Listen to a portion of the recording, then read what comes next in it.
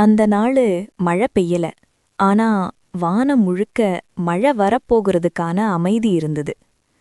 மாலை 6 மணிக்கு மேல கிராமத்துக்குள்ள நுழையிற சாலை ஓரமா நின்றிருந்த அந்த பழைய அரசு பேருந்து நிறுத்தத்துல 4 பேர் மட்டும் உட்கார்ந்திருந்தாங்க. யாரும் பேசல, யாரும் ஃபோன் பார்க்கல. அந்த இடத்துல சத்தமே இல்லாத மாதிரி இருந்தது. சத்தம் இல்லாததுனாலேயே அந்த அமைதி கொஞ்சம் அதிகமா கத்துற மாதிரி இருந்தது. அந்த 4 பேர்ல ஒருத்தன் 40 வயசு இருக்கும்.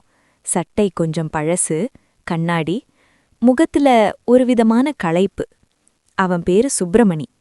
ஊருக்குள்ள எல்லாருக்கும் தெரிஞ்சவன், யாருக்கும் நெருக்கமில்லாதவன், யாரையும் தொந்தரவு பண்ணாதவன். ஆனா யாரும் அவன முழுசா புரிஞ்சுக்கிட்டதில்ல. சுப்பிரமணிக்கு ஒரு பழக்கம். அவன் அதிகமா பேச மாட்டான். ஆனா யாராவது பேசுறத கேட்டா அவன் மறக்க மாட்டான். அவன் வாழ்க்கையில பெரிய திருப்பம் வந்த நாளு இப்படித்தான், ஒரு மழையில்லாத மாலை. அந்த நாள் அவன் பேருந்து நிறுத்தத்துல உட்கார்ந்திருந்தப்ப அவன் பக்கத்துல ஒருத்தன் வந்து உட்கார்றான். வயசு 25 இருக்கும். நகரத்திலிருந்து வந்தவன் மாதிரி தோற்றம். காதுல இயர்ஃபோன், கையில மொபைல். ஆனா ஃபோன் சைலண்ட்ல இருந்தது. அவன் ஸ்கிரீன பார்க்கல. அவன் கண்ணு முன்னாடி உள்ள வெறுமைய பார்த்துக்கிட்டே இருந்தான். இந்த பஸ் எப்ப வரும்? அந்த இளைஞன்தான் முதல்ல பேசுறான். சுப்பிரமணி தலை தூக்கி பார்த்தான். சரியா தெரியாது, சில சமயம் வருது, சில சமயம் வராது. அந்த பதில் ஒரு சாதாரண பதில். ஆனா அந்த இளைஞன் சிரிச்சான். அப்படின்னா நாம காத்திருக்கிறதே வாழ்க்கை போல இருக்கு. சுப்பிரமணி சிரிக்கல.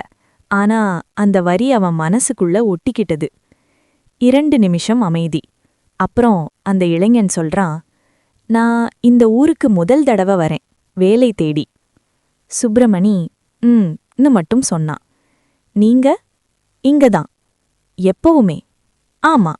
அந்த இளைஞன் கொஞ்ச நேரம் சுப்பிரமணிய பார்த்துக்கிட்டே இருந்தான். நீங்க சந்தோஷமா இருக்கீங்களா? இந்த கேள்விதான் அந்த நாள் எல்லாத்தையும் மாற்றின கேள்வி. சுப்பிரமணி பதில் சொல்லல. அவன் பதில் சொல்லாத அந்த சைலன்ஸுக்குள்ள அவன் முழு வாழ்க்கையும் ஓடுச்சு. அவன் 16 வயசுல இருந்தப்ப அவன் அப்பா ஒரு விபத்துல இறந்தார். அப்பா இறந்ததுக்கப்புறம் வீட்டுக்குள்ள பேசுறது குறைஞ்சுது. அம்மா சத்தமில்லாம அழுவாங்க. தங்கச்சி சத்தமில்லாம சிரிப்பை நிறுத்திட்டா. அந்த வீட்ல எல்லாரும் பேசாம இருக்க பழகிட்டாங்க. சுப்பிரமணி அப்போ கற்றுக்கிட்ட விஷயம் என்னன்னா, பேசாம இருக்கிறது பாதுகாப்பு. அவன் பேசாததுனால யாரும் அவனை காயப்படுத்தல. அவன் பேசாததுனால யாரும் அவனை புரிஞ்சிக்கவும் முயற்சி பண்ணல. அந்த பழக்கம்தான் அவனை இங்க கொண்டு வந்து உட்கார வைத்தது. சந்தோஷமா இருக்கீங்களா? மறுபடியும் அந்த இளைஞன் கேட்டான். இந்த தடவை சுப்பிரமணி மெதுவா சொன்னான். எனக்கு தெரியல. அந்த இளைஞன் சிரிச்சான். அந்த பதில்தான் உண்மை. பஸ்ஸு வரல, மழையும் வரல. ஆனா அந்த 4 பேர்ல அந்த இருவருக்குள்ள ஏதோ ஒரு உரையாடல் ஆரம்பிச்சிருந்தது. நான் ஒரு முடிவெடுத்துட்டேன், அந்த இளைஞன் சொன்னான். இந்த வேலை கிடைக்கலன்னா நான் திரும்ப போக மாட்டேன். எங்க? எங்கேயும் இல்ல. சுப்பிரமணி அவனை பார்த்தான். இந்த மாதிரி பேசுறவர்களை அவன் முன்பும் கேட்டிருக்கான். ஆனா இந்த குரல்ல ஏதோ வித்தியாசம் இருந்தது. சவால் இல்ல, பயமும் இல்ல. ஒரு வகையான காலி மனசு. உங்க பேர்? கார்த்திக். ஏன் இப்படி? எல்லாம் ட்ரை பண்ணிட்டேன். எல்லாரும் சொன்னாங்க, டைம் கொடு, பேஷன்ஸ், அட்ஜஸ்ட்னு அட்ஜஸ்ட் பண்ணிக்கிட்டே இருந்தேன். இப்ப என்ன அட்ஜஸ்ட் பண்றதுன்னே தெரியல. சுப்பிரமணி பேசல. அவன் கேட்டுக்கிட்டு இருந்தான். அவன் கேட்டுக்கிட்டு இருந்ததால கார்த்திக் பேச ஆரம்பிச்சான். அவன் பேசுற ஒவ்வொரு வார்த்தையும் அவன் உள்ளுக்குள்ள இருந்தத வெளியே கொண்டு வந்தது. நான் நல்லவன்தான் அண்ணா, யாருக்கும் கெடுதல் நினைச்சதில்ல. ஆனா நல்லவனா இருந்ததுக்கு லைஃப் என்ன கொடுத்தது தெரியுமா? Silence, ignore, delay. அந்த வார்த்தைகள் சுப்பிரமணிய கொஞ்சம் நடுங்க வைத்தது. அவன் இதே மாதிரி வார்த்தைகளை வேறு குரல்களில, வேறு முகங்களில கேட்டிருக்கான். ஆனா அவன் எப்பவும் எதுவும் செய்யல. நீங்க ஏதாவது சொல்லுவீங்களா? கார்த்திக் கேட்டான். சுப்பிரமணி மெதுவா தலையாட்டினான். சொல்ல தெரியல. பரவாயில்ல, கேட்கறதுக்காவது யாரோ இருக்காங்கன்னு தெரிஞ்சா போதும். அந்த வரி சுப்பிரமணியின் மனசுக்குள்ள ஆழமா இறங்குச்சு. அந்த நாள் பஸ்ஸு வரவே இல்ல. கார்த்திக் கிளம்பினான். நாளைக்கு நான் இங்க இருக்க மாட்டேன்னு சொன்னான். நீங்க இங்கதான் இருப்பீங்களா? ஆமா. அப்படின்னா சந்திப்போம். அவன் போனான். சுப்பிரமணி அவனை பார்த்துக்கிட்டே இருந்தான். அந்த நாள் அவன் வீட்டுக்கு போனபோது அவன் மனசு தூங்கவே இல்ல. அடுத்த நாள் காலை ஊருக்குள்ள ஒரு செய்தி ஓடுச்சு. நகரம் போகிற ரயில் பாதையில ஒரு இளைஞன். பெயர் கார்த்திக். யாரும் அதிகமா பேசல. செய்தி ஒரு நாள்ல மறைஞ்சுது. ஆனா சுப்பிரமணிக்குள்ள அது முடிவே இல்லாத ஒரு தொடக்கம். அந்த நாளுக்கப்புறம் சுப்பிரமணி மாற ஆரம்பிச்சான். அவன் இன்னும் பேசல. ஆனா அவன் கேட்க ஆரம்பிச்சான். மிக கவனமாக, மிக ஆழமாக. ஊர்ல யாராவது சத்தமில்லாம பேசினா அவன் கேட்டான். கண்ணீரோட பேசினா அவன் கேட்டான். சிரிச்சுக்கிட்டே பேசினாலும் அவன் கேட்டான். அவன் எப்போதும் ஆலோசனை சொல்லல, எப்போதும் தடுக்கல, எப்போதும் வழிகாட்டல. ஆனா அவன் இருந்தான். காலம் போச்சு. அந்த பேருந்து நிறுத்தம் மாறல. மழை வந்துச்சு, போச்சு. மக்கள் வந்தாங்க, போனாங்க. ஒரு நாள் ஒரு பெண் வந்து உட்கார்ந்தாள். கண்ணு வீங்கி இருந்தது. அவள் பேச ஆரம்பிச்சா. சுப்பிரமணி கேட்டான். அவள் போனாள்.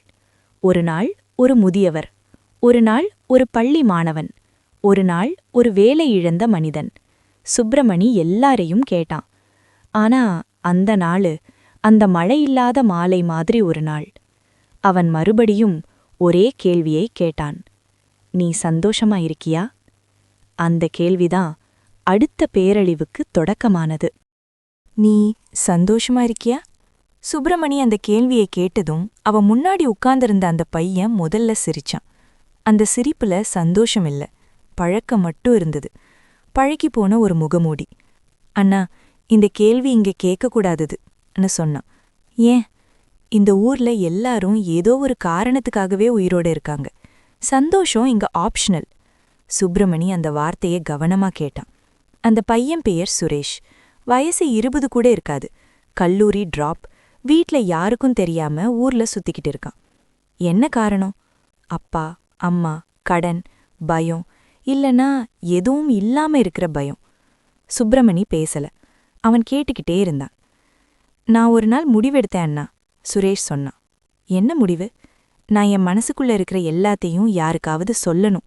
சொன்னியா? இல்ல. ஏன்? யாரும் கேட்க மாட்டாங்கன்னு தெரிஞ்சது. சுப்பிரமணி அந்த இடத்துல எதுவும் சொல்லல. அவனுக்கு கார்த்திக் நினைவு வந்தது. யாராவது கேக்குறாங்கன்னு தெரிஞ்சா போதும். அந்த நாள் சுரேஷ் போனான். அவன் போனதும் சுப்பிரமணி அந்த பேருந்து நிறுத்தத்துல நீங்க நேரம் உட்கார்ந்திருந்தான். அந்த இடம் அவனுக்கு இப்ப ஒரு சும்மா இருக்கிற இடமா இல்ல. அது கேட்கப்படாத குரல்கள் ஒளிந்திருக்கிற இடமா மாறியிருந்தது. 3 நாளுக்கு அப்புறம் ஊர்ல இன்னொரு செய்தி. ஒரு இளைஞன். பெயர் சுரேஷ். இந்த தடவை சுப்பிரமணி அசையவே இல்ல. அவன் மனசு மட்டும் அசைஞ்சது. அவன் உள்ளுக்குள்ள ஒரு கேள்வி எழுந்தது. நான் கேட்டதால இப்படி ஆனதா? இல்ல நான் இன்னும் ஏதாவது செய்யணுமா? அந்த கேள்விக்கு பதில் இல்ல. அந்த கேள்வி மட்டும் அவன் கூட இருந்தது. அந்த நாளிலிருந்து சுப்பிரமணி ஒரு விஷயத்த மாற்றினான். அவன் கேட்க ஆரம்பிச்சான். ஆனா சில நேரம் அவன் கேள்வி கேட்டான். அந்த கேள்வி ஏன் இல்ல, எப்படி இல்ல, ஒரே ஒரு கேள்வி. நீ இப்போ எப்படி ஃபீல் பண்ற?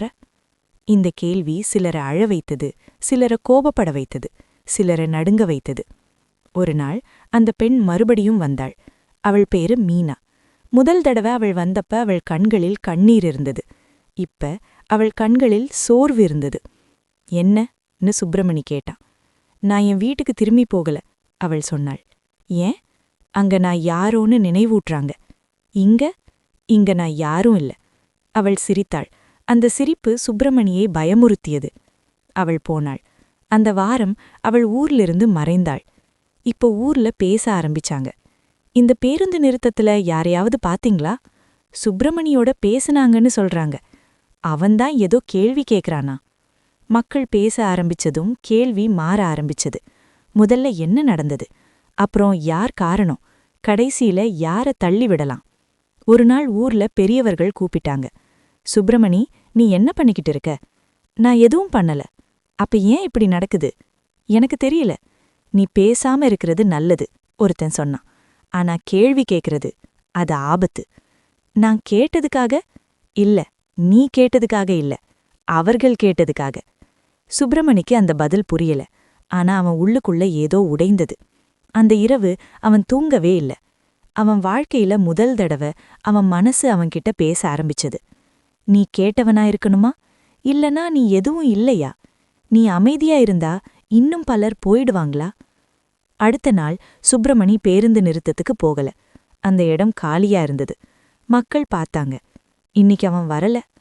3வது நாள், 4வது நாள் அவன் வரவே இல்ல.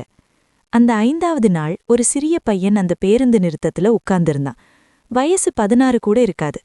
அவன் யாரையோ எதிர்பார்த்த மாதிரி சுற்றி பார்த்துக்கிட்டு இருந்தான். அங்க ஒரு அண்ணன் இருப்பாருன்னு சொன்னாங்க. யாரு கேட்பாருன்னு. அந்த வார்த்தை ஊருக்குள்ள மெதுவா பரவிச்சு. சுப்பிரமணி திரும்பி வந்தான். அந்த நாள் அவன் உட்கார்ந்ததும் அந்த பையன் அவனை பார்த்தான். நீங்கதானா? யாரு? கேட்பவர். சுப்பிரமணி எதுவும் சொல்லல. அவன் அந்த பையனை பார்த்தான். அந்த கண்களில் கார்த்திக் இருந்தான், சுரேஷ் இருந்தான், மீனா இருந்தாள். அவன் மெதுவா கேட்டான், நீ இப்போ எப்படி ஃபீல் பண்ற? அந்த பையன் அழ ஆரம்பிச்சான். அந்த அழுகை, அந்த நாள் சுப்பிரமணி புரிஞ்சுக்கிட்டான். கேள்வி ஆபத்தில்ல, கேள்விக்கு பதிலில்லாம விடுறதுதான் ஆபத்து. ஆனா இந்த உண்மை ஊர்ல எல்லாருக்கும் ஏற்றுக்கொள்ள முடியாதது. அந்த மாலை அந்த பேருந்து நிறுத்தத்துல 3வது முறை ஒரு கூட்டம் உருவாக ஆரம்பிச்சது. அந்த மாலை பேருந்து நிறுத்தத்துக்கு முன்னால இருந்த மரத்தடியில் கூட்டம் சத்தமில்லாம கூட ஆரம்பிச்சது. சத்தமில்லாத கூட்டம்தான் பயமாக இருக்கும். சுப்பிரமணி அதை பார்த்ததும் அந்த பயத்தை உணர்ந்தான். கத்தல்கள் இல்லை, கோஷமில்லை, ஆனா கண்களில் தீர்மானம் இருந்தது. இவன்தான், யாரோ மெதுவா சொன்னான். யார்? கேட்பவன். சுப்பிரமணி எழுந்து நின்றான். அவன் கையில் எதுவுமில்லை. அவன் வாயில் பதில் இல்லை. அவன் முகத்தில் பயமுமில்லை. இருந்தது ஒரே விஷயம், ஒரு தீர்மானம். நீ என்ன பண்ணிட்டு இருக்க? ஒருத்தன் கேட்டான். நான் கேட்கிறேன். அதால என்ன ஆகுது? சிலர் பேசுறாங்க, அப்ப சிலர் போயிடுறாங்க, இன்னொருத்தன் சொன்னான். அந்த வார்த்தை சுப்பிரமணியை உள்ளுக்குள்ள கிழிச்சது. அவர்கள் போனதுக்கு நான் காரணமா? இல்ல, ஒரு மூத்தவர் சொன்னார். அவர்கள் போனதுக்கு அவர்கள் தனியா விட்டதுதான் காரணம். அந்த மூத்தவர் கண்கள் சுப்பிரமணியை விட நேர்மையாயிருந்தது. நீ கேட்கிற கேள்வி தவறா இல்ல, அவர் சொன்னார். ஆனா இந்த ஊருக்கு அது இன்னும் பழக்கமில்லை. சுப்பிரமணி மெதுவா சொன்னான்.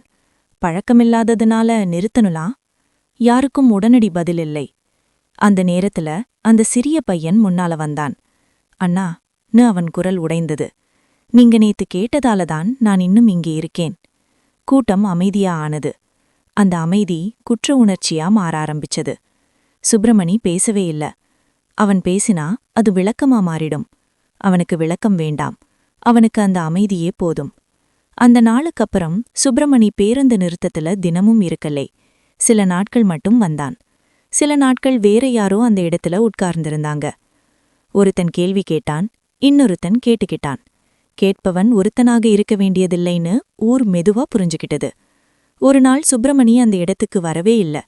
மக்கள் கவலைப்படல. ஏன்னா அந்த நாள் 3 பேர் உட்கார்ந்திருந்தாங்க. யாரும் பேசல. ஆனா யாரோ ஒருத்தன் கேட்டான். நீ இப்போ எப்படி ஃபீல் பண்ற? அந்த கேள்வி அந்த ஊர்ல உயிரோட இருந்தது. சுப்பிரமணி எங்க போனான்? அவனுக்கு என்ன ஆனது? இந்த கதைக்கு அதுதான் முக்கியமில்ல. முக்கியம் என்னன்னா, இந்த கதையை நீ கேட்டுக்கிட்டு இருக்கிற இந்நேரம் உன் மனசுக்குள்ள ஒரு குரல் எழுந்திருந்தா, யாரையாவது நான் கடைசியாக உண்மையா கேட்டேனா? யாராவது என்னை இப்படி கேட்டிருந்தா நான் என்ன சொல்லியிருப்பேன்? அந்த ஒரு கேள்வி வந்தா இந்த கதை தன் வேலையை முடிச்சிடுச்சு. இது பேய் கதையில்ல. இது பிரம்மாண்ட சாதனை கதையில்ல. இது ஒரு சாதாரண கேள்வி, சில நேரம் ஒரு உயிரை பிடித்து வைக்கிற கதை. இங்க முடிக்கிறதுக்கு முன்னாடி உன்னிடம் நான் எதையும் சொல்ல வரல. ஒரே ஒரு விஷயம் மட்டும். இந்த கதை உனக்கு பிடிச்சிருந்தா, அல்லது எங்கேயாவது ஒரு வரி உன்னை நிறுத்தி வைத்திருந்தா, தமிழன் IQ ஸ்டோரீஸுக்கு சப்ஸ்கிரைப் பண்ணு, லைக் பண்ணு. உன்னை அதிகம் தொட்ட அந்த ஒரு வரியை கமெண்ட்ஸ்ல எழுது. யாருக்கும் தெரியாமல் இந்த கதையை கேட்க வேண்டிய ஒருவருக்கு ஷேர் பண்ண. ஏனா பார்த்தவனில்ல, கேட்டவன்தான் நினைவில் நிற்கிறான். நன்றி.